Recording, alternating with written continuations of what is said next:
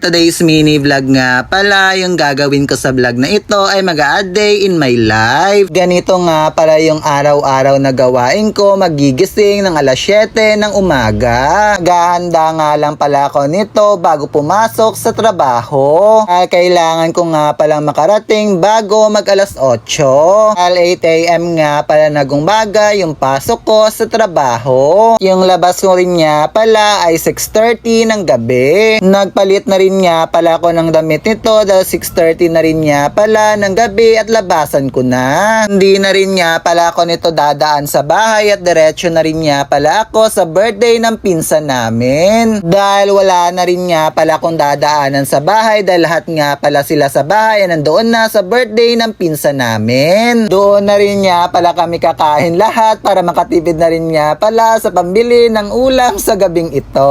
Pagkatapos ko nga palang magbihis at mag-ayos ay lumabas na rin nga pala ako para makadiretso na sa birthday ng pinsan namin. Sakto rin nga pala sa pagdating ko rito ay kakasimula pa nga lang pala nilang kumain. Kaya kumuha na rin nga pala ako para makakain na rin nga pala.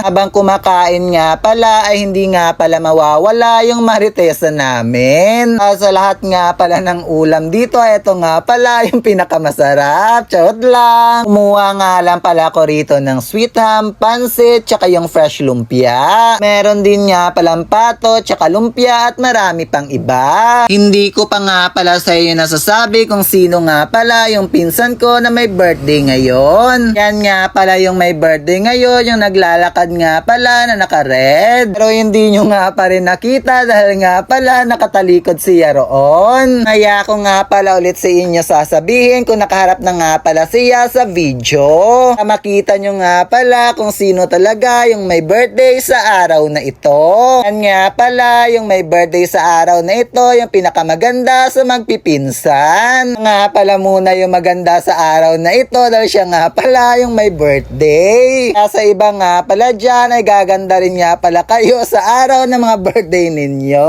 Kaya maghintay nga lang pala muna kayo dahil darating din iyon. Dahil busog na rin nga pala kami lahat ay nagpaalam na rin nga pala kami para umuwi na. Sa mga nagtataka rin nga pala kung bakit ibang account na yung ginagamit ko ay naban niya pala yung pinag-a-uploadan ko ng mga vlog ko. Maghihintay pa nga pala ko ng 6 months so may babalik nga pala yung account ko. Habang hindi pa nga pala na ibabalik yung account ko ay dito nga pala muna ako sa bago mag-a-upload. Kaya dito na lang muna. Paalam!